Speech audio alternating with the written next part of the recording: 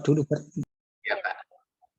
Baik, terima kasih atas kesempatannya Pak Masuri dan teman-teman. Berikut dari kelompok 1 akan mempresentasikan terkait algoritma genetika. Izin share screen.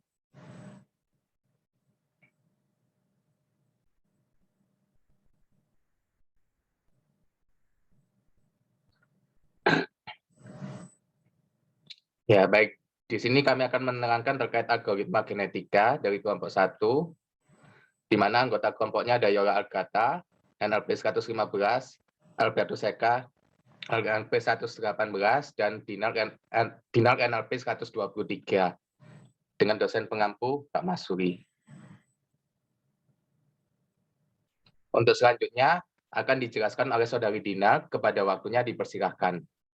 Baik, terima kasih Mas Al. Saya akan melanjutkan presentasinya. Yang pertama di sini ada definisi dari algoritma genetika, di mana algoritma yang berusaha menerapkan pemahaman mengenai evolusi alamiah pada tugas-tugas pemecah masalah atau problem solving. Nah, pendekatan yang diambil oleh algoritma genetika ini adalah menggabungkan secara acak berbagai pilihan solusi terbaik di dalam suatu kumpulan untuk mendapatkan generasi solusi terbaik berikutnya pada suatu kondisi yang memaksimalkan kecocokan atau yang biasa disebut fitness. Kemunculan algoritma genetika ini terinspirasi oleh teori dari Darwin dan teori-teori dalam ilmu biologi, sehingga banyak istilah dan konsep biologi yang digunakan dalam algoritma genetika. Hal ini sesuai dengan namanya. Proses-proses yang terjadi dalam algoritma genetika ini sama dengan apa yang terjadi pada evaluasi biologi. Nah, dari algoritma genetika ini adalah definisi lainnya adalah suatu algoritma pencarian yang berbasis pada mekanisme seleksi alam dan genetika.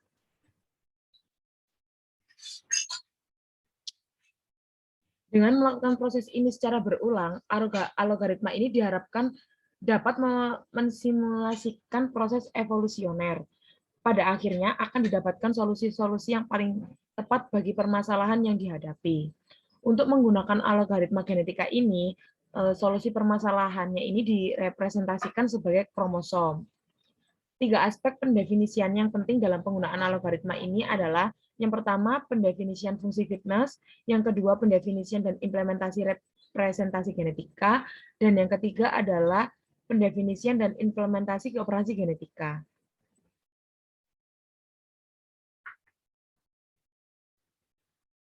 Jumlah besar dari populasi solusi yang merupakan keunggulan dari algoritma genetika juga harus mengakui kekurangannya dalam kecepatan pada sekumpulan komputer yang dipasang secara seri fitness.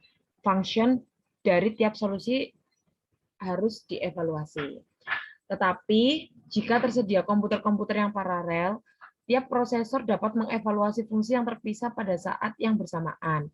Karena itulah algoritma genetika sangat cocok untuk perhitungan yang paralel. Berikut ini adalah bagian-bagian umum dalam algoritma genetika. Yang pertama adalah genotype atau gen, sebuah nilai yang menyatakan satuan dasar yang membentuk suatu arti tertentu dalam suatu kesatuan gen yang dinamakan kromosom. Dalam algoritma genetika ini, gen ini biasa berupa nilai biner, float, integer, maupun karakter atau kombinasional. Yang kedua adalah alel, yaitu adalah nilai dari susunan gen.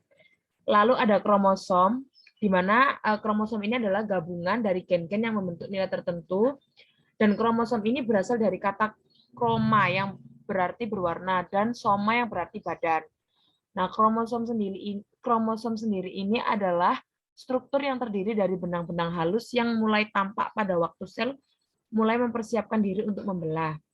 Kromosom juga merupakan bagian inti sel yang membawa atau menentukan sifat-sifat yang akan diturunkan dalam individu organisme yang bersangkutan. Selanjutnya, bagian umum dalam algoritma genetika yaitu ada individu, di mana individu ini menyatakan suatu nilai atau keadaan yang menyatakan salah satu solusi yang mungkin dari permasalahan yang diangkat. Individu juga dapat dikatakan sama dengan kromosom, yang merupakan kumpulan gen. Namun individu ini menyatakan salah satu solusi yang mungkin dari setiap permasalahan. Selanjutnya ada populasi. di mana populasi ini sendiri adalah sekumpulan individu yang akan diproses bersama dalam suatu siklus proses evolusi. Lalu ada generasi, di mana generasi ini adalah menyatakan suatu satuan siklus pada proses evolusi. Selanjutnya ada nilai fitness, menyatakan seberapa baik nilai dari suatu individu atau solusi yang didapatkan. Nilai fitness ini juga dijadikan acuan dalam mencapai nilai optimal dalam algoritma genetika. Dengan tujuannya adalah mencari individu dengan nilai fitness yang paling tinggi. Berikut ini adalah gambaran struktur individu pada algoritma genetika. Yang pertama, ya udah next. Lalu pemetaan proses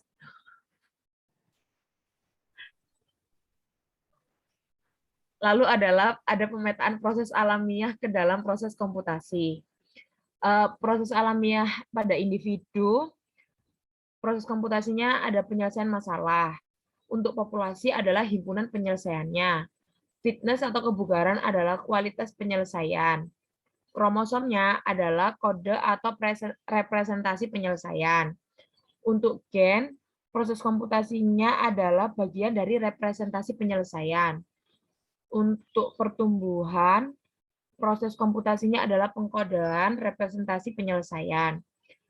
Penyilangan itu adalah operator genetika. Begitupun juga untuk mutasi, proses komputasinya adalah operator genetika. Sedangkan untuk seleksi alam, merupakan proses komputasinya adalah menyeleksi penyelesaian masalah sementara berdasarkan kualitasnya.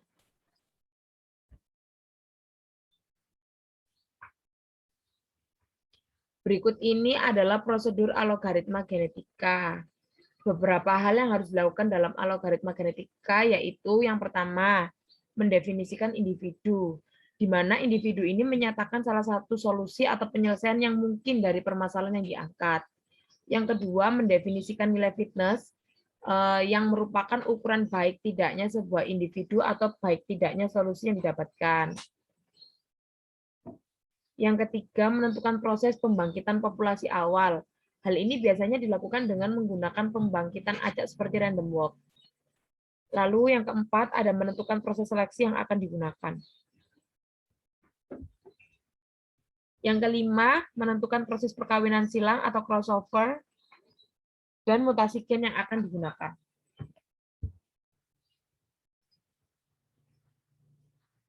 Namun, secara sederhana, algoritma umum dari algoritma genetika dapat dibagi menjadi beberapa langkah, yaitu yang pertama, membentuk suatu populasi individual dengan keadaan acak.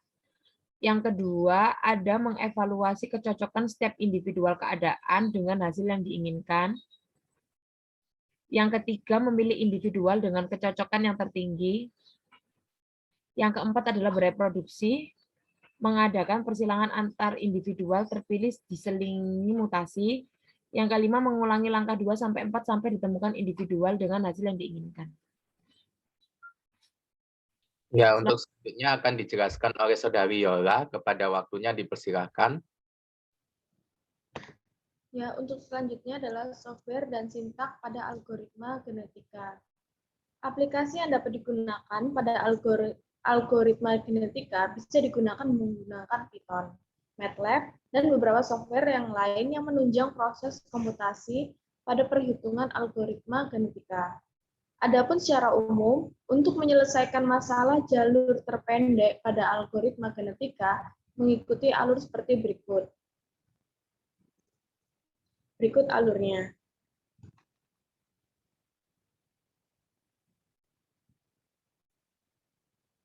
Nah, sekarang sejarah perkembangan algoritma genetika. Di mana sejarahnya adalah pertama kali diperkenalkan oleh John Holland dari Universitas Michigan pada awal tahun 1970 di New York, Amerika Serikat. Di mana John Holland bersama murid-murid serta rekan kerjanya lalu menghasilkan buku yang berjudul Adaptation in Natural and Artificial System pada tahun 1975 yang cara kerjanya berdasarkan pada seleksi dan genetika alam. Konsep yang digunakan dalam algoritma genetika mengikuti apa yang dilakukan oleh alam. Kemudian, pada 17 tahun kemudian, John Kosa melakukan penelitian suatu program yang berkembang dengan menggunakan algoritma genetika, program yang dikenal dengan sebutan metode genetic programming. Tersebut dibuat menggunakan Lisp, yaitu suatu bahasa pemrograman yang dapat dinyatakan dalam bentuk parse tree, di mana merupakan objek kerja pada algoritma genetika. Sampai sekarang, algoritma genetika terus digunakan untuk memecahkan permasalahan yang sulit dipecahkan dengan algoritma konvensional.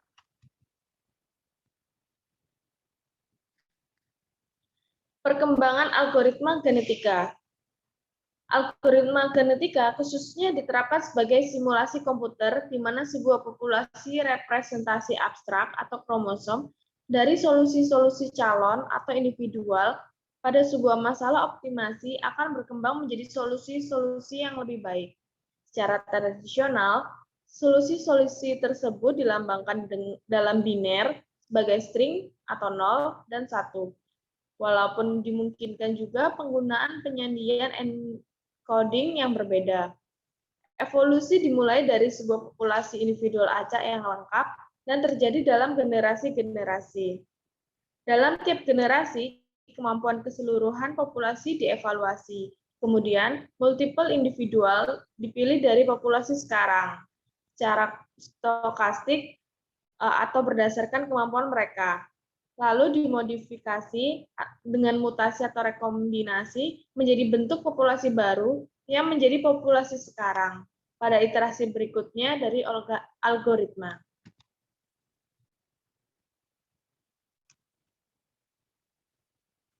Aplikasi algoritma genetika. Algoritma genetika banyak digunakan pada masalah praktis yang berfokus pada pencarian parameter-parameter yang optimal. Keuntungannya adalah sangat jelas terlihat dari kemudahan implementasi dan kemampuannya untuk menemukan solusi yang bagus dan bisa diterima secara tepat untuk masalah-masalah berdimensi tinggi. Algoritma genetika ini sangat berguna dan efisien untuk masalah karakteristik sebagai berikut. Yang pertama, ruang masalah sangat besar, kompleks, dan sulit dipahami. Yang kedua, kurang atau bahkan tidak ada pengetahuan yang memadai untuk merepresentasikan masalah ke dalam ruang pencairan yang lebih sempit. Yang ketiga, tidak tersedianya analisis matematika yang memadai. Yang keempat, ketika metode-metode konvensional yang sudah tidak mampu menyelesaikan masalah yang dihadapi. Dan yang kelima, solusi yang diharapkan tidak harus paling optimal, tetapi cukup bagus atau bisa diterima.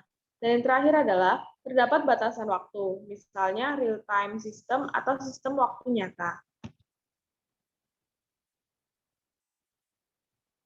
Aplikasi algoritma genetika. Ada 3. Yang pertama itu optimasi, di mana algoritma optimasi antara lain optimasi numerik dan optimasi kombinatorial seperti traveling salesman problem atau TSP. Perancangan integrated circuit atau IC, job scheduling, optimasi video dan suara. Yang kedua adalah programan otomatis, di mana antara lain melakukan proses evaluasi terhadap program komputer dalam merancang struktur komputasi seperti cellular automate dan sorting network. Dan yang ketiga adalah machine learning. Algoritma genetika telah berhasil diaplikasikan untuk memprediksi struktur protein, di mana algoritma ini juga berhasil diaplikasikan dalam perancangan neural network atau jaringan syaraf tiruan untuk melakukan proses evaluasi terhadap aturan-aturan pada learning classifier system atau symbolic production system. Algoritma ini juga dapat digunakan untuk mengontrol bobot.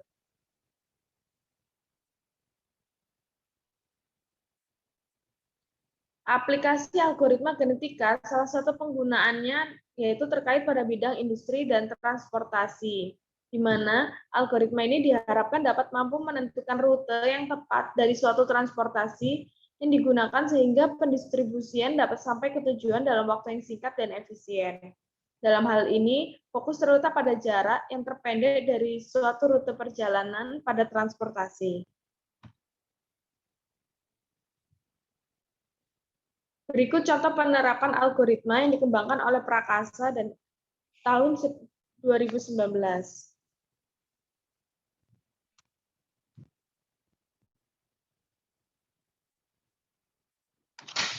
Proses algoritma genetika, variabel solusi dikelompokkan dalam suatu struktur string yang merepresentasikan barisan gen yang merupakan karakteristik dari solusi problem. Berbeda dengan teknik pencarian konvensional, algoritma genetik berangkat dari himpunan solusi yang dihasilkan secara acak yang disebut juga dengan populasi. Sedangkan setiap individu dalam populasi yang disebut kromosom merupakan representasi dari solusi. Kromosom-kromosom tersebut berevolusi dalam suatu proses iterasi yang berkelanjutan yang disebut dengan generasi. Pada setiap generasi, kromosom dievaluasi berdasarkan suatu fungsi evaluasi. Setelah beberapa generasi, maka algoritma akan konvergen pada kromosom yang terbaik yang diharapkan merupakan selalu optimal.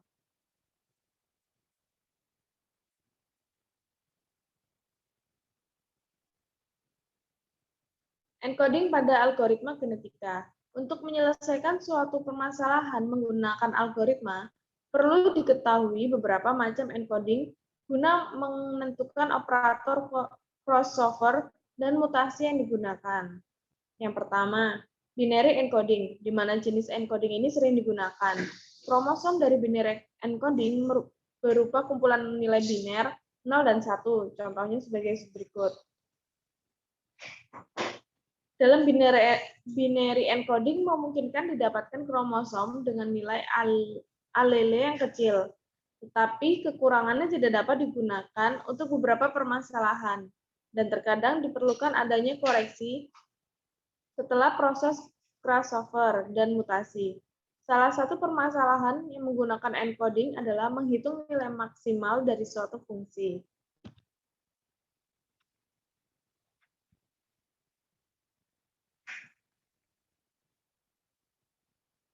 Yang kedua adalah permutasi encoding, di mana suatu kromosom dari permutasi encoding berupa kumpulan dari nilai integer yang mewakili suatu posisi dalam sebuah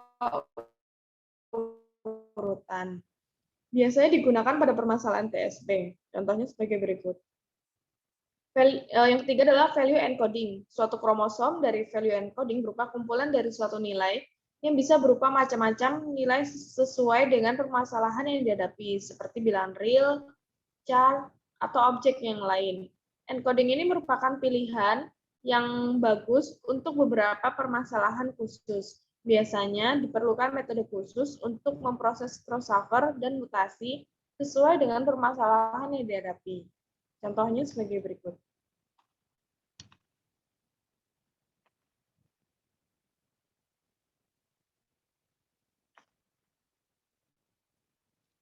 Yang keempat, atau yang terakhir adalah tree encoding. Tree encoding biasanya digunakan pada genetic programming.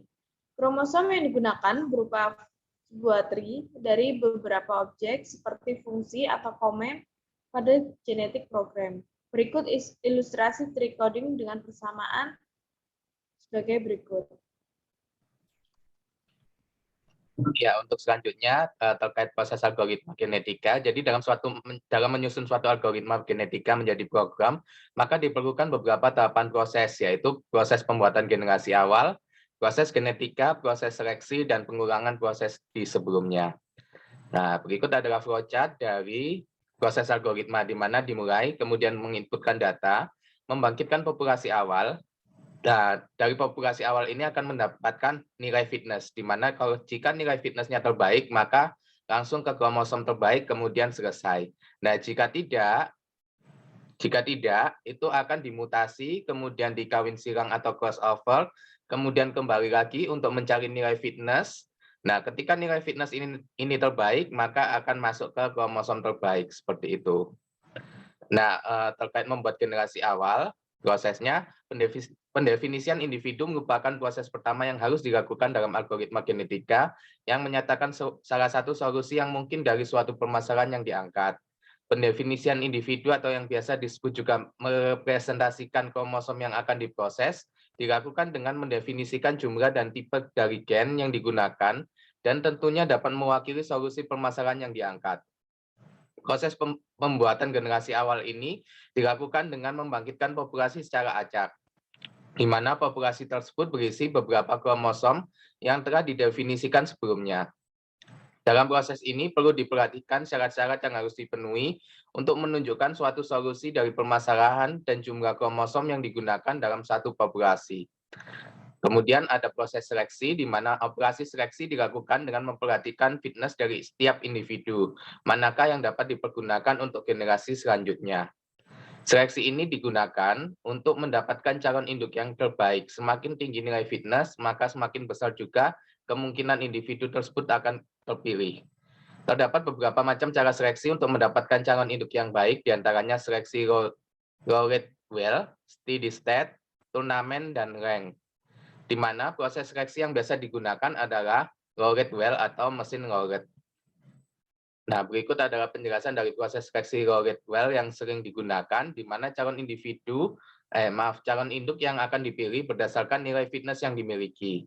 Di mana semakin baik individu tersebut yang ditunjukkan dengan semakin besar nilai fitness-nya akan mendapatkan kemungkinan yang lebih besar untuk terpilih sebagai induk. Misalkan, Rowett-Well merupakan tempat untuk menampung seluruh kromosom dari tiap populasi. Maka besarnya dari tempat dari Rowett-Well tersebut menunjukkan seberapa besar nilai fitness. Semakin besar nilai fitness, maka semakin besar pula tempat yang tersedia. Nah, jadi berikut adalah ilustrasinya dengan menggunakan Rowett-Well. Ada kromosom 1, K1, K2, K3, dan K4. Diperoleh nilai fitness untuk K1 sama dengan 1, K2 sama dengan 2, K3 sama dengan 0,5, kemudian K4 sama dengan 0,5. Ini didapatkan dari hasil komputasi, di mana jika dijumlahkan nilai fitness-nya menjadi 4. Langkah pertama yang dilakukan adalah membuat nilai interval kumulatif dalam interval 0 sampai 1 dari nilai fitness masing-masing kromosom yang dibagi total nilai fitness dari semua kromosom.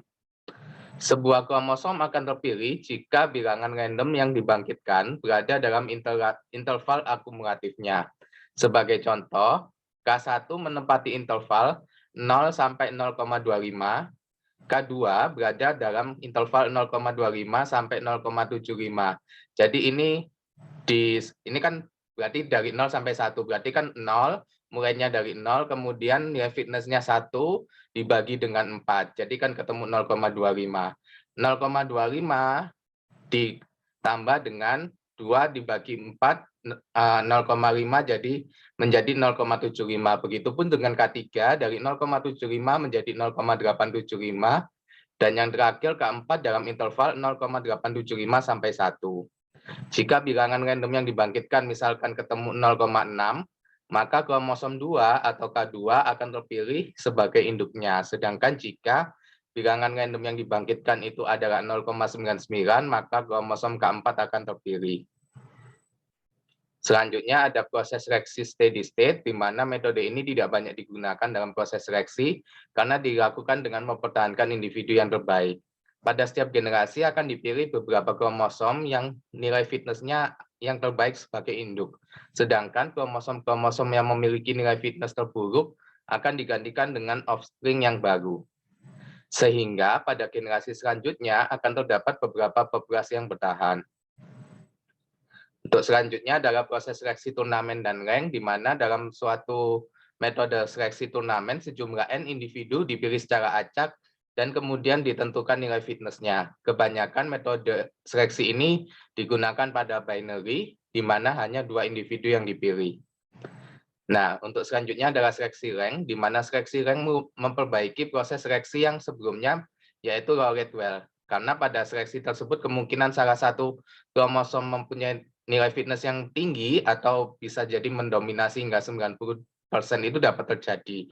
Sehingga nilai fitness yang lain akan mempunyai kemungkinan yang sangat kecil untuk terpilih.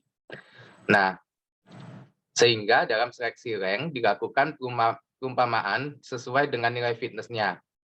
Nilai fitness kita berikan nilai 1, Kemudian yang terkecil kedua kita berikan nilai 2, begitu seterusnya sampai dengan nilai yang tertinggi, kita berikan nilai N atau jumlah kromosom dalam populasi. Nah, berikut ada ilustrasinya. Tadi kan ada K1 itu kan lebih dominan. Misalkan ini K1 dominan, kemudian K2 agak dominan, K3 dan K4 gitu ya. Nah, ini kan kemungkinan besarnya kan akan muncul di kromosom 1, sehingga dalam proses seleksi rank ini akan dibagi, sehingga dalam prosesnya dia akan sama rata, sehingga kemungkinannya itu ya K1 agak besar gitu ya. Cuman antara K2, K3, dan K4 ini kalau teman-teman bisa lihat, ada kemungkinan yang hampir sama gitu ya, hampir sama terpilih seperti itu. Kemudian terkait proses regenerasi, di mana proses regenerasi ini dilakukan tiga buah proses utama yang dipilih secara acak untuk setiap generasi. Akan tetapi pemilihan secara acak ini berdasarkan persentase tertentu. Ketiga proses tersebut adalah mutasi, kawin silang atau crossover, dan atau reproduksi. Dari ketiga proses ini, persentase kemungkinan proses tersebut dijalankan terhadap suatu generasi adalah sama, karena masing-masing proses memiliki kemungkinan menghasilkan gen yang terbaik. Sekalipun dalam proses regenerasi tidak dibawa sifat gen induknya, namun ada kemungkinan akan menghasilkan gen terbaik.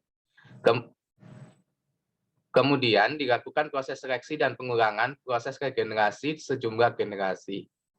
Terus selanjutnya adalah proses mutasi, di mana proses mutasi juga merupakan salah satu operator penting dalam algoritma genetika selain crossover, di mana metode dan tipe mutasi yang dilakukan juga tergantung pada encoding dan permasalahan yang diangkat.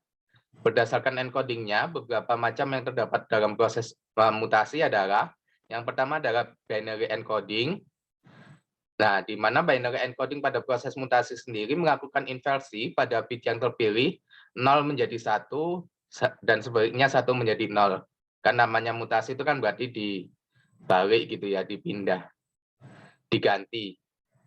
Nah, contohnya misalkan kita melakukan inversi pada baris yang pertama, baris yang kedua gitu ya. Ada 11001001. Nah, maka jika diubah dengan mutasi binary encoding, maka akan menjadi 10001001. Kemudian terkait ada lagi macamnya, yaitu permutation encoding, di mana teknis memilih dua nilai dari gen dan menukarnya. Sebagai contoh, misalkan 1, 2, 3, 4, 5, 8, 9, 7. Nah, kita memilih dua nilai gen, kemudian ditukarnya. Sebagai contoh, misalkan di sini kita akan memilih 2 dan 8, maka akan menjadi 1, 8, 3, 4, 5, 6, 2, 9, 7. Maaf, ini kurang 6 gitu ya, kurang 6. Berarti ini 1, 2, 3, 4, 5, 6, 8, 9, 7. Menjadi 1, 8, 3, 4, 5, 6, 2, 9, 7. Untuk selanjutnya, yaitu proses algoritma genetika, proses mutasi, yaitu value encoding. Masih menjelaskan yang macam-macam encoding tadi terkait di proses mutasi, di mana menentukan sebuah nilai kecil yang akan ditambahkan atau dikurangkan pada salah satu gen dalam kromosom. Misalkan ada 1,29, 5,68, 2,86, 4,22, dan 5,55. Nah, kan sebagai definisinya sebuah nilai kecil, kita bisa menggunakan 2,86 ini dengan ditambahkan atau dikurangkan pada suatu nilai tertentu pada salah satu gen dalam kromosom. Nah, untuk selanjutnya adalah tree encoding, di mana node yang terpilih akan diubah karena proses mutasi juga merupakan salah satu operator dasar dalam algoritma genetika, sehingga sama dengan crossover. Seperti yang sudah dijelaskan tadi oleh saudari Yola, ya, jadi ada tree encoding gitu ya. Mutasi juga memerlukan probabilitas dengan proses yang sama seperti pada probabilitas crossover. Individu dengan nilai probabilitas yang lebih kecil dari probabilitas yang telah ditentukan yang akan melewati proses mutasi. Nilai probabilitas mutasi ini menunjukkan seberapa sering gen tertentu dari kromosom yang telah diproses dengan crossover akan melewati mutasi. Jika tidak ada proses mutasi, maka offspring yang dihasilkan akan sama dengan hasil individu setelah proses crossover tanpa ada perubahan sedikit pun.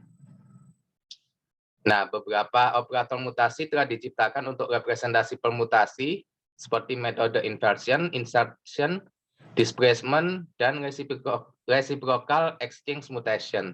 Yang pertama yaitu inversion mutation, di mana yaitu memilih dua posisi dalam sebuah kromosom dengan cara acak dan kemudian menginversikan substring di antara dua posisi tersebut. Kemudian ada insertion mutation di mana memilih sebuah gen dengan cara acak dan memasukkan ke dalam kromosom dengan acak pula. Untuk selanjutnya yaitu displacement mutation di mana memilih sebuah sub atau sekelompok gen dengan cara acak kemudian memasukkan ke dalam kromosom dengan cara acak. Yang terakhir yaitu reciprocal exchange mutation atau REM di mana memilih dua posisi secara acak kemudian menukar dua gen dalam posisi tersebut. Nah, untuk selanjutnya, proses kawin silang atau crossover merupakan menyilangkan kedua kromosom sehingga membentuk kromosom baru yang harapannya lebih baik daripada induknya. Nah, menyelesaikan permasalahan ini biasanya kan tadi sudah disebutkan bahwa aplikasinya salah satunya adalah traveling salesman problem. Nah, adapun teknik yang crossover yang dapat digunakan yaitu partially mapped map crossover atau PMX, kemudian order crossover dan cycle crossover. Nah, untuk kawin silang atau crossover pada encodingnya sendiri, seperti yang kita ketahui bersama ada 4, yaitu binary encoding. Untuk crossover satu titik, binary codingnya memilih salah satu titik, memilih satu titik tertentu untuk selanjutnya nilai biner sampai titik crossover-nya dari induk pertama digunakan dan sisanya dilanjutkan dengan nilai biner dari induk kedua. Sebagai contoh di sini kan ada 11001 011. Nah, akan dikawin silangkan dengan kromosom 110 11111. Nah, akan menjadi 11001. Nah, ini langsung langsung digabungkan gitu ya. Karena kita kan mengawinkan silang antara posisi ini dengan posisi yang di merah. Kemudian ada crossover dua titik, di mana memilih dua titik tertentu untuk selanjutnya nilai biner sampai titik crossover pertama pada induk pertama digunakan. Dilanjutkan dengan nilai biner dari titik pertama sampai titik kedua dari induk kedua. Kemudian sisanya melanjutkan nilai biner dari titik kedua pada induk pertama lagi. Sebagai contoh, ada bilangan biner. Kromosom satunya 110010011, kromosom 2-nya adalah 1101111.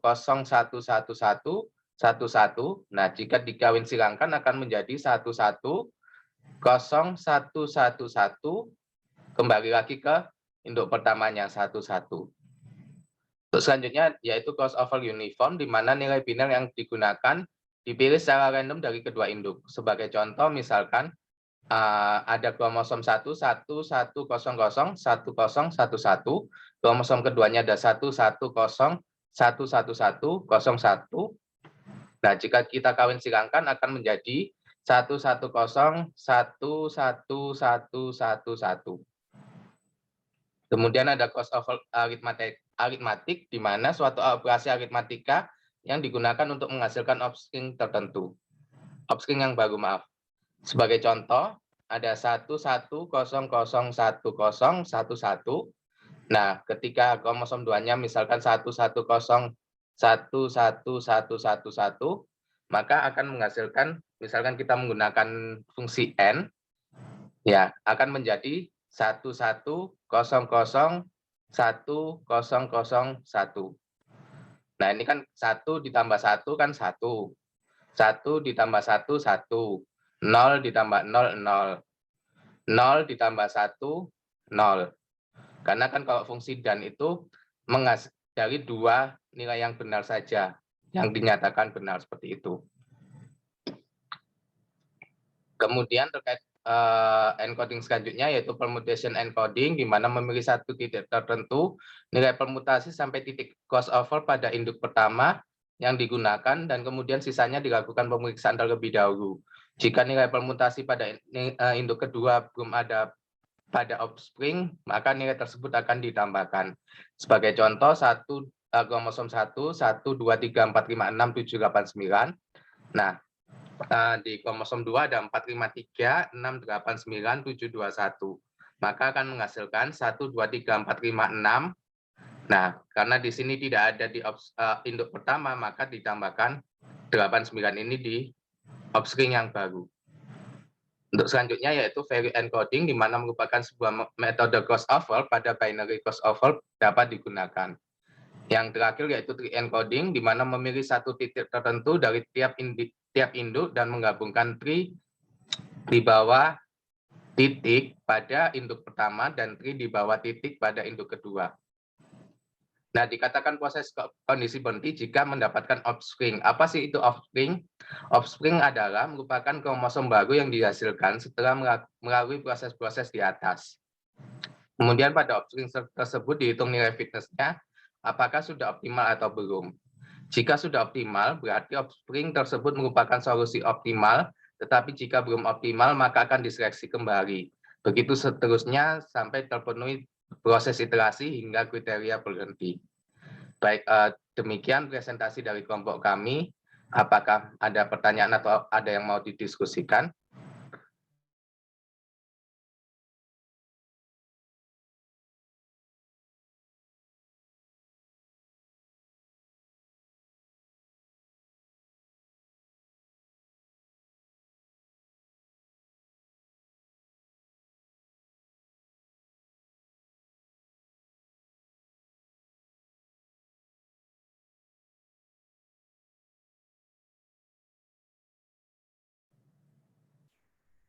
Silakan yang ingin didiskusikan atau ditanyakan.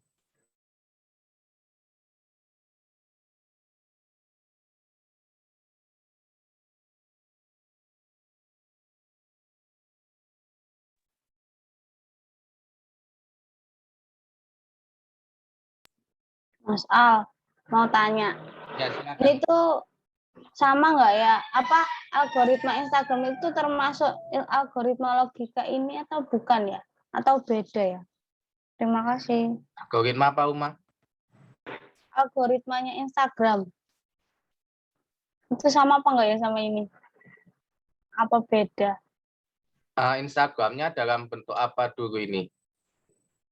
Mengirim foto atau gimana? Di Instagram itu kan ada algoritma ya. Jadi kayak misal apa ya? Kayak mempengaruhi banyak tidaknya like itu kan algoritma itu berpengaruh di Instagram gitu. Pernah dengar nggak? Enggak.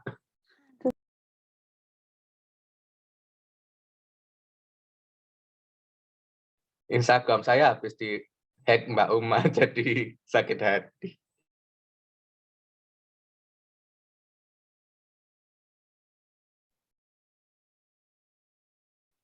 Mungkin Yola atau Dina bisa membantu. Ya, tak googling sih, tak baca no. Nah, algoritma Instagram itu adalah perhitungan otomatis untuk memilih postingan yang terbaik yang bisa mencapai titik teratas ketika pengguna mengaksesnya. Jadi bisa disimpulkan bahwa algoritma lah yang membuat pengguna melihat suatu konten termasuk konten yang Anda unggah.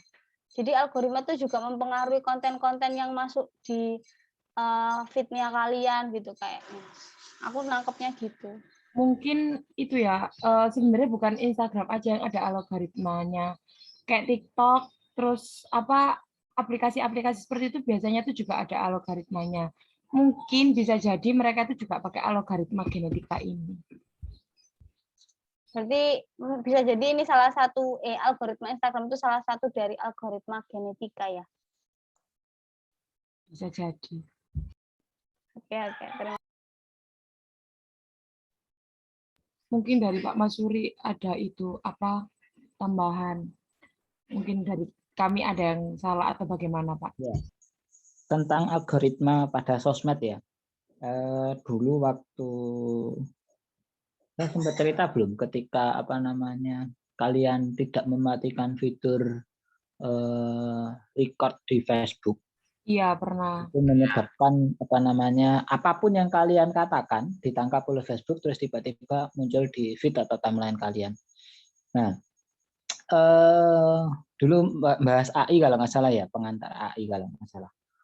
Nah, itu adalah algoritma-algoritma yang apa namanya menyebabkan itu terjadi. Cuman memang apakah si Facebook Corporation atau sekarang jadi Meta Corporation, produknya adalah Facebook dan IG dan WA, itu menggunakan NN saja atau GA, itu yang kita belum bisa mendeskripsikan dengan pasti ya, karena memang itu termasuk dapur mereka. Sependek yang saya tahu, untuk Facebook itu pakai NN dengan basic modul tensor.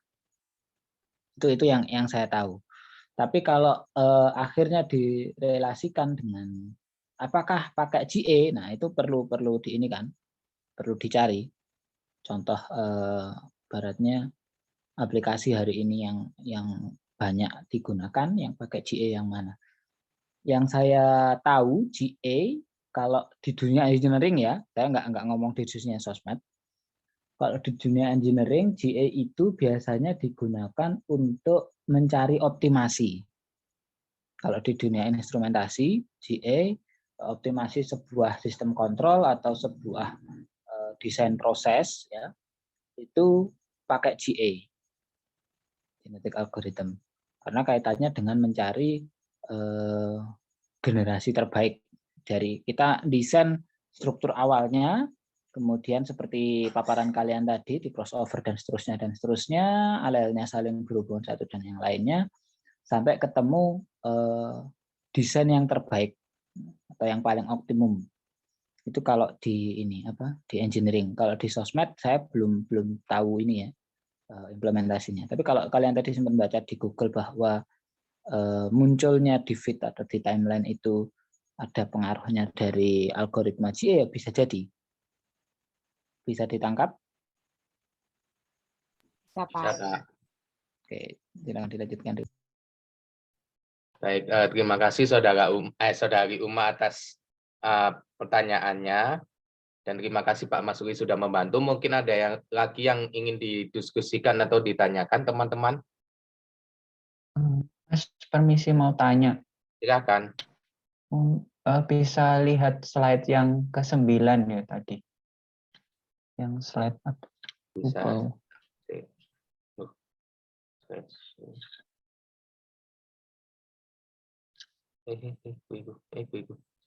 Sorry.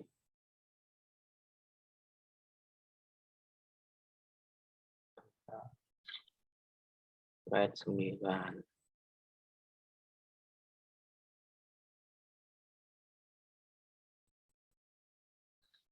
Ya. Ini kan pemetaan proses alamiah ke dalam proses komputasi. Nah, yang proses alamiah ini yang dipetakan itu apa, sama kayak yang dijelaskan di slide 6? Apa sama, Mas? Sebetulnya sudah. Apakah ada pertanyaan lagi? Bentar, Mas. Yang apa pertanyaan itu tadi dijawab dulu aja, Mas. Apakah sama? Oke, baik. Jadi algoritma genetika itu kita di slide 6 dan slide 7 itu kan kita ketahui bersama ini kan semacam istilah biologi gitu ya. Ada gen, ada alele, ada kromosom, kemudian ada individu, populasi, generasi. Nah, ini kita jelaskan di slide 6 dan slide 7 terkait definisi dari apa namanya? Maaf. Dari fungsi genetika. Nah, sedangkan di slide 9 kita berusaha meringkas gitu ya, meringkas dari apa yang telah kami jelaskan pada proses 6 dan slide 7. Slide 6 dan slide 7. Iya. Mas, tapi kalau yang di slide 9 itu yang saya lihat alelnya belum masuk ya, Mas? Atau emang tidak bisa dipetakan atau bagaimana ya, Mas? Proses alamiah yang alelnya kok nggak ada? Alele itu adalah suatu nilai. Nilainya dari susunan gen. Nah, kita di slide 9 ini lebih mengarah kepada prosesnya. Jadi kalau individu, kita bicara tentang penyelesaian masalahnya. Kemudian kalau dari populasi itu himpunannya. Dari penyelesaian itu himpunannya itu dinamakan populasi. Nah, untuk melihat kualitas penyelesaiannya pada proses komputasi itu dari proses alamiahnya biasa disebut dengan fitness. Nah, tadi kan kita juga sudah bahas. Nah, istilah pada kromosom itu pada komputasi meliputi kode atau representasi penyelesaian. Kenapa alire nggak dimasukkan? Karena alire itu adalah suatu nilainya. Seperti itu, nilai dari hasil gennya tadi. Ya, terima kasih, Mas. Baik, terima kasih Saudara Tegal. Mungkin ada lagi yang ingin didiskusikan.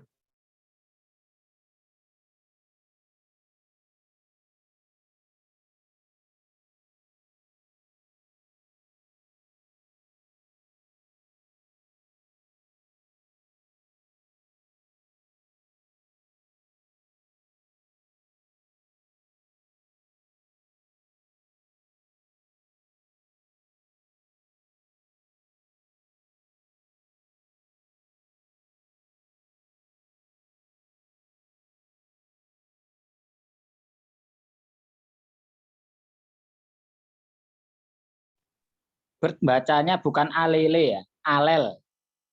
Oh iya, Pak. Dulu waktu SMP kelas 3 kayaknya ini, lupa. Iya, Pak, sudah lama enggak sekolah, Pak. Sudah lama enggak sekolah. Siap, siap.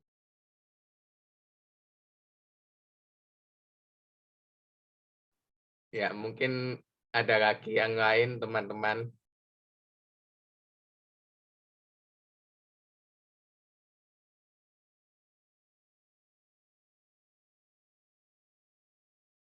Atau bisa dicukupkankah, teman-teman?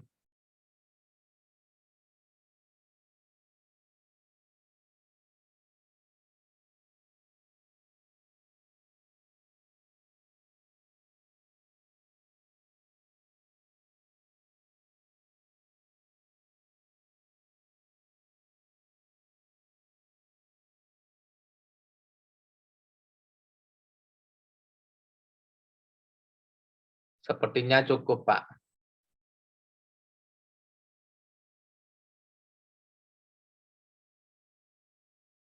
Oke, sebentar. Tinggal laporan biasa. Ditunggu sponsorship soalnya. Sebentar. Monggo, kalau ada pertanyaan lagi. Masih panjang waktu. Dulu ya, Rek. Ada sedikit. Enggak kirimin Pak Dekan.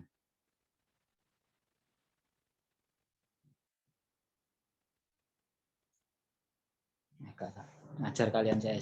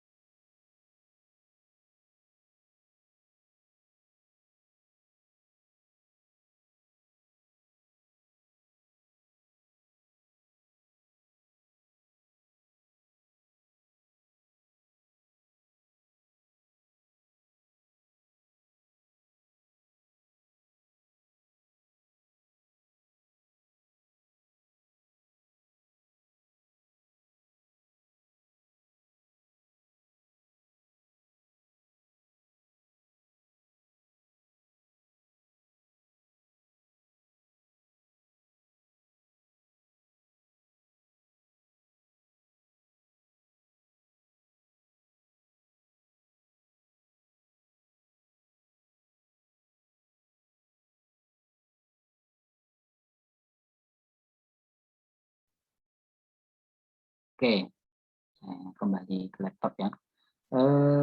Ini member kelasnya memang ini ya, tambah kurang 12, 10, 11. Perjalanan kayaknya. Ringan mungkin, Pak. Ya. Oke, sebentar.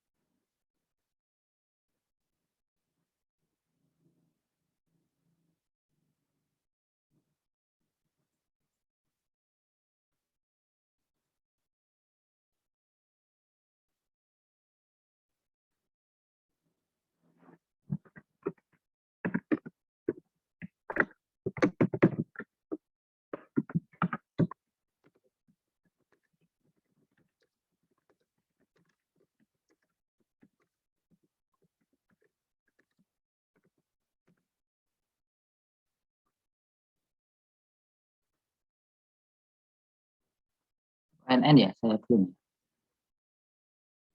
Oke, Pak.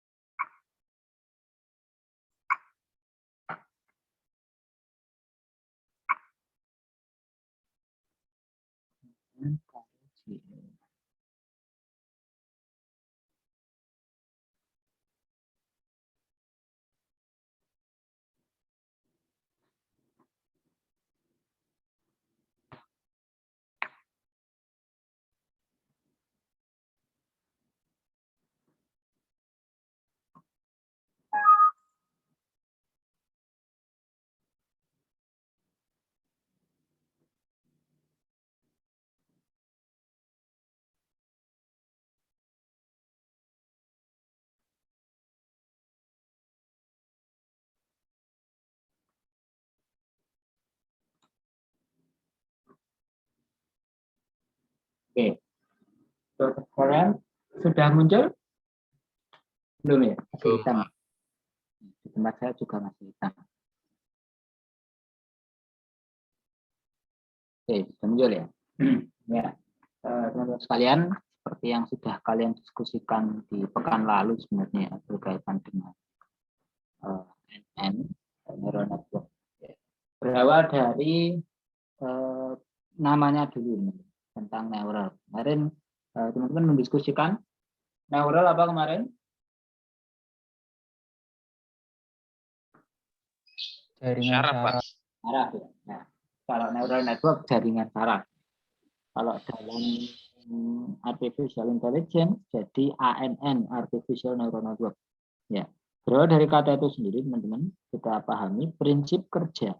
Ya, cara kerja dari neural network itu dulu waktu pengantar AI, saya sudah sempat menyampaikan ya, manusia hari ini semakin berusaha mendekatkan peran Tuhan pada dirinya. Manusia berusaha mendekatkan peran Tuhan pada dirinya. Salah satunya adalah dalam pengembangan artificial intelligence ini. Dulu waktu pengantar AI saya sempat ngomong gitu juga kalau nggak salah ya, bahwa usaha manusia dalam mendekati Tuhannya ya, dalam hal peran di sini ya, semoga membawa aspek baik dengan upaya ANN ini, artificial neural network atau artificial intelligence, itu meningkatkan keimanan ketakwaan dari setiap insan ya kepada Tuhannya.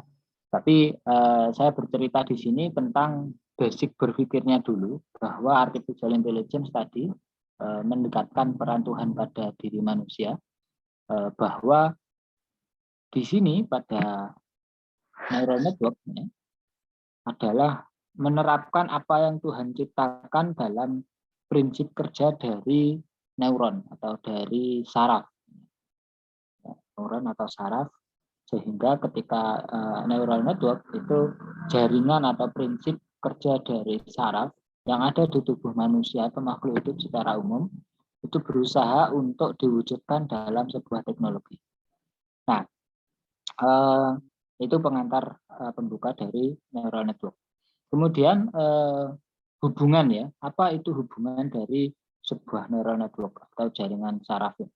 Ya, seperti halnya yang didiskusikan teman-teman kalian pekan lalu, neural network atau jaringan saraf itu adalah sebuah jaringan yang dihubungkan dengan nodes dan unit. Ya. Artinya satu saraf dengan saraf yang lain itu dihubungkan dengan nodes atau titik. Titik saraf satu dengan titik saraf yang lain dihubungkan dengan jaringan itu. Nah, berawal dari situ apa yang dipelajari para biologis dan dokter ya, dokter dan biologis atau neurologis, prinsip kerjanya coba disamakan ya dengan itu tentang pemrograman neural network ini. Mana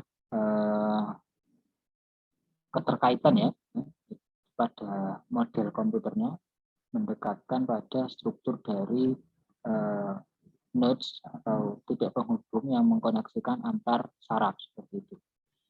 Secara umum neural network sendiri seperti yang saya sampaikan sebelumnya berawal dari konsep yang ada di biologi dan kedokteran ya tentang saraf, kemudian bergerak dalam implementasi pemrograman. Katakanlah di tahun 50 80-an, 1950 1980 ya. Secara umum distribusi paralel pada sebuah data processing itu diperkenalkan tentang mempelajari mikrostruktur dari identifikasi objek. Kemudian mikrostruktur dari identifikasi objek tadi dikembangkan terus dengan variabel yang lebih banyak, dan akhirnya hari ini ya, neural network digunakan untuk mengidentifikasi banyak sekali, masuk handwriting, face, voice, dan sebagainya. Contoh yang paling mudah, mungkin teman-teman laptopnya atau HP-nya ada yang kuncinya pakai face recognition, atau minimal inilah apa namanya fingerprint. Ada? Ada, Pak. Itu adalah implementasi neural network yang mengintegrasikan, katakanlah yang face recognition misalkan. Face recognition itu sensor pertama yang bekerja adalah kamera, ya, kamera. Kemudian dia mengidentifikasi wajah yang ada di depan kamera itu untuk dibandingkan dengan struktur yang sudah diberikan sebagai password. Ya. Sama dengan fingerprint, pas awal setting fingerprint kan kalian memberikan ini ya, motif fingerprint kalian ya, awal ya. Iya, Pak.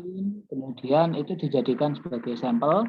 Nah, ketika nanti open lock-nya ya, atau membuka kunci dari HP tersebut, nah itu dia membandingkan sensornya. Kalau yang fingerprint itu bukan kamera tapi ke touch atau apa istilahnya, ya, mirip-mirip dengan apa mousepad atau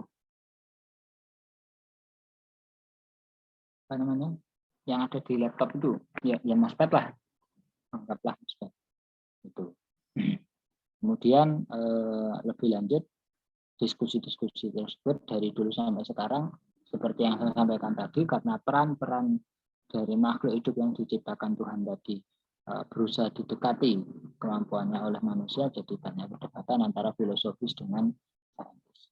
Nah, secara umum ketika kita berbicara NN, neural network, pada prinsipnya berbicara tentang neuron itu pengendali utama dari saraf apa teman-teman yang kalian pelajari zaman SMP kelas 3 dan SMA kelas 2 kalau enggak kelas 1 dulu. Pengendali sistem saraf di tubuh manusia gimana?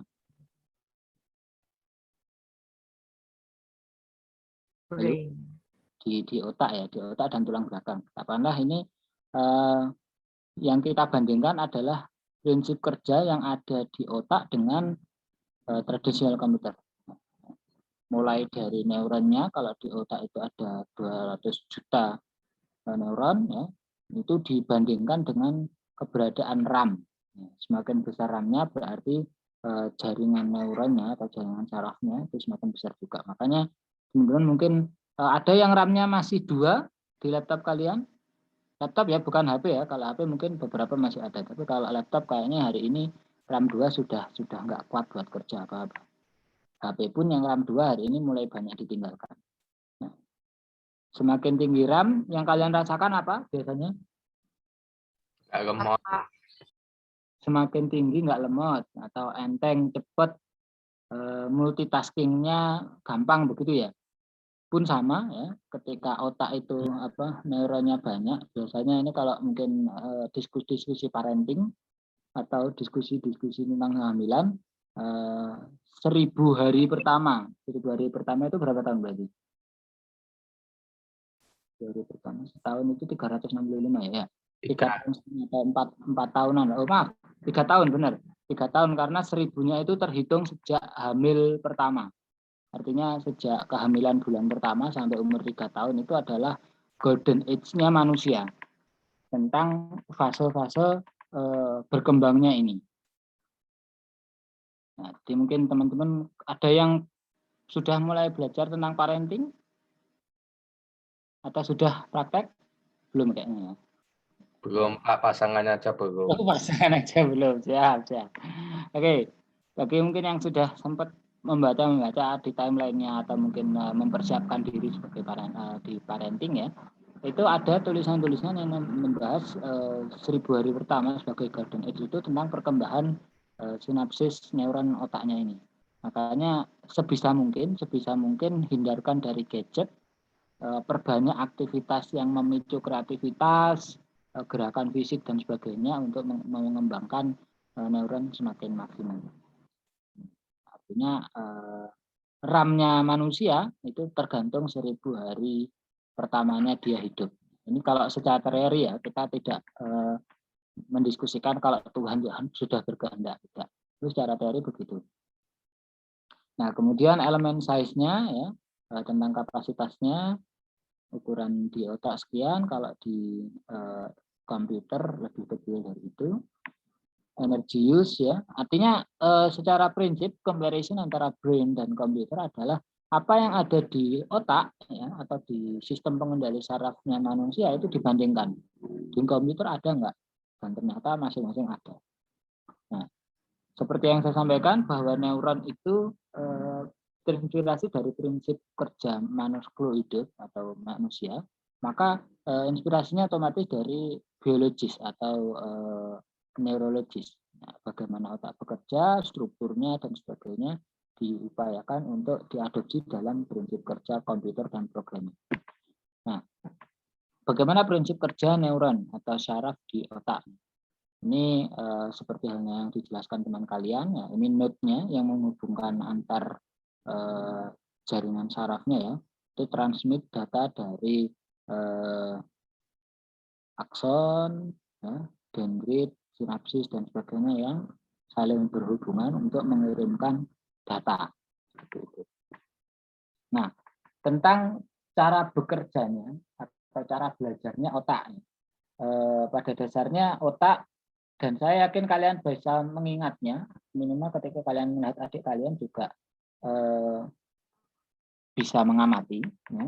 Learning in the brain, ya, saat otak belajar itu, ya, dia menggunakan energi atau strain pada neuron, ya, pada saraf itu sendiri, baik untuk grouping dan deleting connection. Deleting connection pada artinya membuat informasi atau proses belajarnya, mengajarnya, kemudian deletingnya hal-hal yang mungkin terlupa dan seterusnya. Nah, ada dua teori di sini, high postulate sama long term potentiation, ya. Dimana kalau yang high postulate ya tentang Hebbian learning, ketika akson pada sel ya, cukup untuk menghasilkan sel B ya, dan hal itu terjadi secara berulang, ya, maka terjadi pertumbuhan ya, atau metabolic change ya, yang terjadi pada kedua sel. Misalkan ada sel A dan sel B saling mentransfer informasi. Ini agak ini ya, perlu dibayangkan ya, imajinasinya. Ada dua sel, itu, ada dua sel A dan B, ketika transfer informasi antar dua hal ini ya, ya terjadi secara terus-menerus ketika saling berdekatan kedua sel tersebut. Oke. Nah, ini secara umum kalau dibandingkan ya, ketika prinsip kerja transfer data dari antar sel tadi kepada konsep logical programming ya, atau mathematics yang dikenal di NN dengan istilah activation function. Ketika awalnya adalah ada inisiasi koneksi, ya, kemudian dari I123 ya membawa informasi W123, ya, katakanlah informasi ini disimbolkan dalam theta, gitu ya, maka theta ini ditransfer ke kanan, ya. Ke kanan, ya, untuk didapatkan nilai O di sini. Nah, selain itu juga perseptron, ya, yang sistem persepsi pada indera, baik mata, kulit, telinga, lidah, terus apa lagi? Panca indera itu mata, telinga, kulit, hidung, pembau, mata, telinga, kulit, hidung, satu lagi apa panca indera itu? Lidah, Pak. Ya lidah, tadi sudah saya sebutkan lidah. Perseptron sama, ketika katakanlah lidah mendapatkan impuls data 2 begitu ya, rasa manis begitu, dia ditransmisikan antar neuron, antar sarafnya kepada satu sel ke sel yang lain. Nah, kemudian ada proses training. Proses training paling mudah kita bayangkan, teman-teman ingat waktu kecil, katakanlah di usia 1 tahun lah, 1 tahun, karena 2 tahun mulai mengenal. 1 tahun ketika kalian menyentuh benda panas, atau 1 tahun setengah, kalian tahu itu panas dan itu sakit? Atau mengamati adik kalian? Sependek yang saya tahu tidak. Nah, perseptron training awalnya ketika kalian tidak tahu sama sekali, dia hanya dianggap sebagai gangguan luar. Kemudian orang tua kita memberikan informasi. Nah, itu panas namanya. Ya, awalnya kita hanya menangis saja, nggak tahu itu apa. Kemudian diberitahu itu panas. Nah, baru perseptron training tadi, identifikasi tadi mulai terbentuk di otak kita dari informasi berupa sentuhan bahwa panas itu seperti ini, kemudian informasi yang diberikan orang tua kita melalui telinga, ya, deskripsi yang masuk ke sensor pendengaran, kemudian kita mengolahnya sebagai sebuah informasi, oh panas itu begini, panas itu sakit. Sehingga di usia sekitar 2 tahun, kalau kalian pertumbuhannya common begitu ya, tidak spesial, itu kalian sudah bisa mengidentifikasikan, oh ini panas. Ketika panas kalian tidak misalkan diberi air di gelas yang panas. Apakah kalian ketika usia 2 tahun, 2 tahun setengah itu langsung mau meminumnya? Pernah mengamati adiknya? Atau ingat apa yang kalian alami sendiri dulu?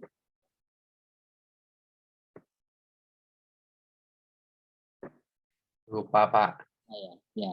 Silakan nanti adiknya atau anaknya, mungkin suatu saat apa yang saya ceritakan sekarang menjadi ilmu ketika kalian sudah jadi orang tua. Nah, di sekitar usia 2 tahun, 2 tahun setengah itu, apa yang terjadi di training sebelumnya, di usia sebelumnya maksud saya, tidak tahu sama sekali, kemudian diidentifikasikan bahwa ini adalah panas itu sakit dan perlu dihindari atau perlu hati-hati, maka di usia tersebut kalian sudah mulai resistif, ya. Sudah mulai menahan diri untuk tidak melakukan secara gegabah seperti itu. Nah, persepsi training kalau diidentifikasikan dalam sebuah model matematis, ya, ini ada pembobotan, ya, threshold, ya, desired actual output, ya.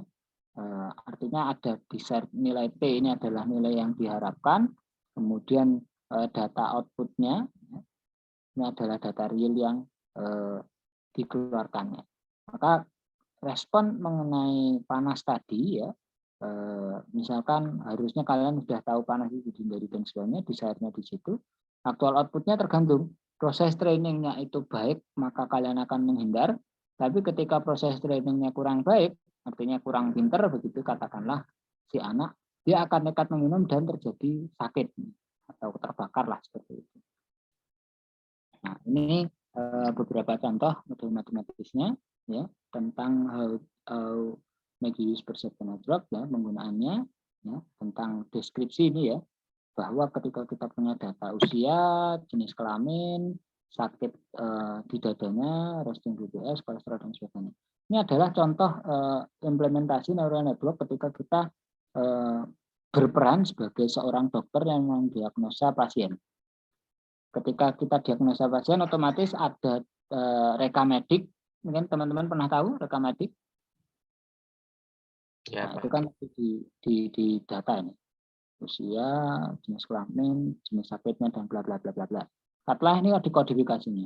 Usianya 67, 10, ini katakanlah 1 adalah laki-laki, 0 adalah perempuan.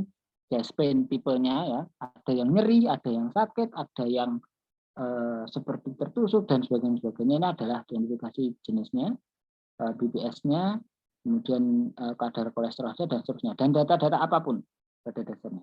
Nah, setelah kita mendapatkan data-data ini, kita perlu melakukan identifikasi untuk menetapkan ini sebenarnya sakit apa. kita perlu melakukan training pada sistem logik yang kita bangun. Ya. Berikutnya ya, ini yang di bawah tadi yang inputnya tadi.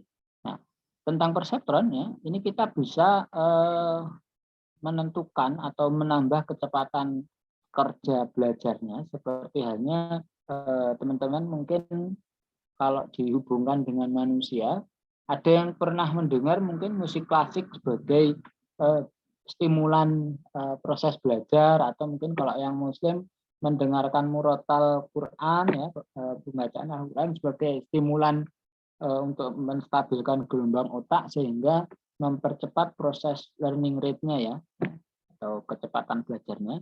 Ini juga sama di dunia programming, itu juga learning rate itu bisa diatur atau distimulasi, bisa lebih cepat lebih cepat. Nah, ini ada beberapa ya, eksklusif atau OR atau XOR problem ya, tentang bahwa ketika kita punya input dan output yang clear ya, maka kita bisa mengidentifikasikan sebuah data dengan di akhir ya, multiplier-nya menggunakan LMS error atau least mean square. Nah, ini adalah bentuk persamaan untuk koreksi dari neural network. Ya, ini sudah masuk ke model matematis dan koreksinya ya setelah proses training tadi. Otomatis ketika kita training ada yang benar, ada yang salah, dan kita perlu mencari koreksinya seperti itu. Ini adalah LMS gradient descent-nya. Ya, semakin tinggi nilai error-nya, otomatis datanya semakin tidak baik. Maka kita mengejar agar gradiennya semakin kecil. Nah, activation function tadi seperti yang saya sampaikan berkaitan dengan proses transfer data antar neuron. Nah, activation function secara umum kalau di model matematiskan seperti ini sebagai contoh saja. Ya, ini persamaan activation function-nya ya.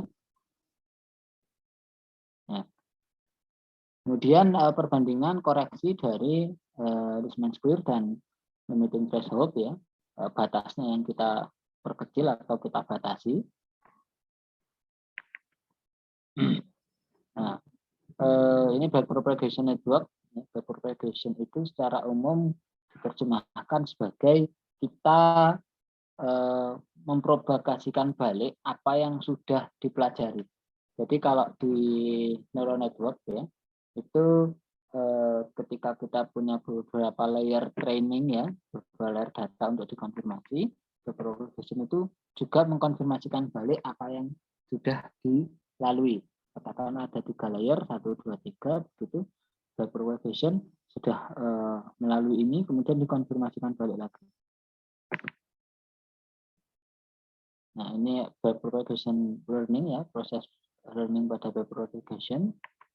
Pada prinsipnya adalah mengkonfirmasi data training awal dengan apa yang sudah masuk ke sistem neural network-nya. Nah, modifying weight ya, backpropagation demo. Nah, ini adalah tadi supervised learning ya secara umum dari proses tadi. Supervised learning itu adalah proses belajar yang kita mendampingi. Seperti hanya tadi contoh yang saya sampaikan, bahwa ketika kita masih kecil, kita didampingi orang tua, mengenal ini panas, perlu dihindari, ini sakit, perlu dihindari, jangan ceroboh, dan seterusnya. Nah, kemudian setelah secara supervised learning, selanjutnya otomatis ketika tidak ada orang tua kalian akan lebih gegabah atau lebih hati-hati ketika nggak ada orang tuanya.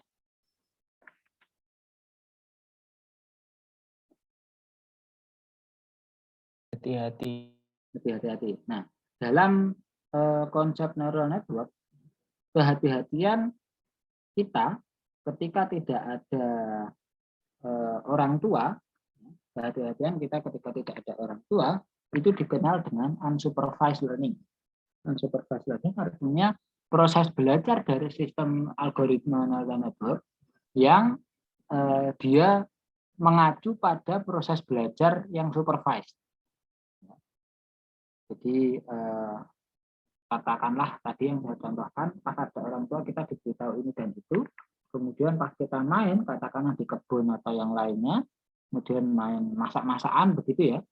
Nah, tapi karena tidak ada orang tua, kita tidak sengaja menyentuh api dan sebagainya. Nah, unsupervised learning sederhananya kalau kita contohkan di kehidupan nyata tadi, ketika kita bermain sendiri dan menyentuh api sebagai proses belajar yang dikorelasikan atau dibandingkan kembali kepada apa yang sudah diajarkan ketika ada supervisornya atau teachernya atau orang tua.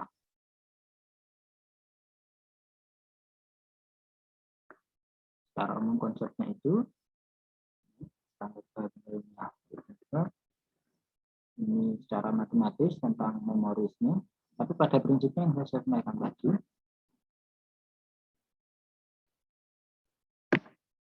makanya untuk unsupervised learning prosesnya juga sama, ada beberapa layer untuk recognize sebuah informasi dan dijadikan output layernya.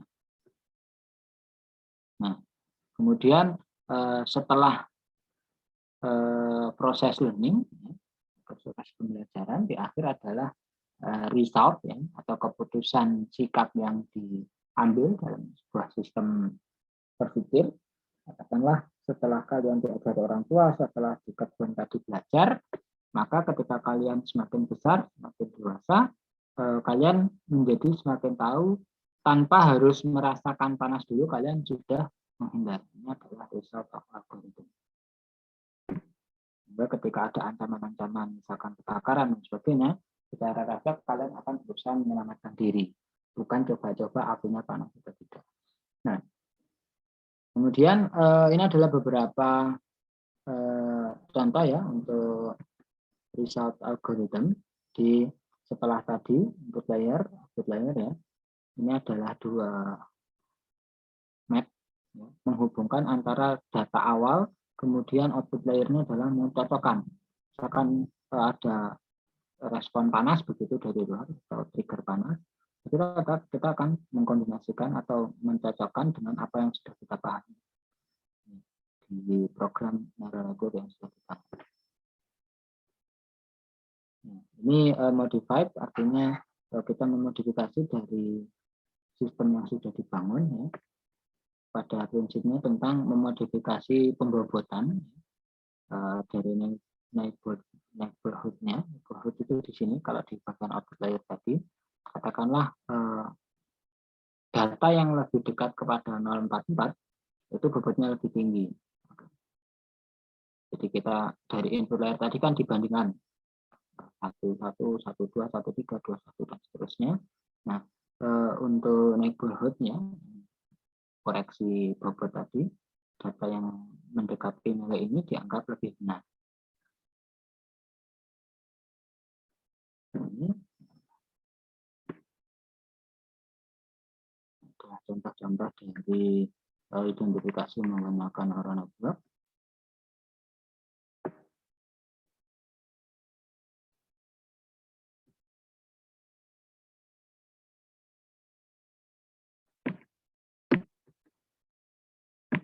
Sudah, ini yang terakhir tinggal code saja.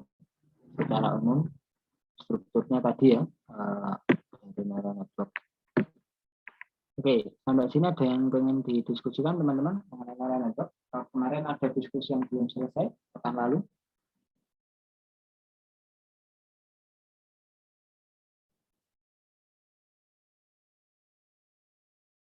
Belum sepertinya, Pak. Oke. Ini mau lanjut terus ya? Recording. Berarti karena yang di-submit nanti fokus di presentasi kalian, itu kegedean kayaknya di-upload. Oh gitu. Saya pause aja ya, Pak ya.